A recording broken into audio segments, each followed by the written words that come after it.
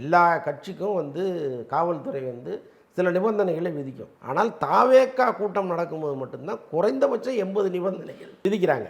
இதை செய்யுங்க, அதை செய்யுங்க, இது இருக்கா, அது இருக்கான்னு 1000 கேள்விகளை கேட்குறாங்க. அதுக்கு காரணமும் இருக்குது. கண்ணாபின்னு கூட்டம் வருது, உயிர் சேதங்கள் ஏற்பட்டுச்சுன்னா பெரிய சிக்கலாகும். ஸோ அப்போ இதெல்லாம் நீங்கள் செய்யுங்க அப்படிங்கிற நிபந்தனைகளை அவங்க தொடர்ந்து விதிக்கிறாங்க. ஆனால் கரூர் சம்பவத்துக்கு பிறகு இந்த நிபந்தனைகள் விதிக்கப்பட்டால் கூட அவ்வளோ நியாயம் இருக்குன்னு சொல்லலாம். முதல் மாநாட்டிலேருந்து ஸ்டார்ட் ஆகிடுச்சு. முதல் மாநாடே அவங்க திட்டமிட்ட நாளில் நடத்த முடியல. அவங்க ஒரு டேட்டு கேட்க, இவங்க ஒரு டேட்டு சொல்ல, அவங்க ஒரு இடம் கேட்க, இவங்க ஒரு இடம் சொல்ல, ஒவ்வொரு முறையும் அப்படி தான் அவங்க நெருக்கடி கொடுத்துக்கிட்டே இருக்காங்க.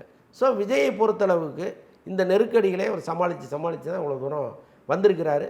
இது தேர்தல் வரைக்கும் இந்த பிரச்சனை தொடரும் தான் நான் நினைக்கிறேன். பட் நான் நீண்ட காலமாக இங்கே சொல்கிறது என்னென்னா, இங்கே தமிழில் மிக முக்கியமான ஊடகங்கள் இருக்காங்க.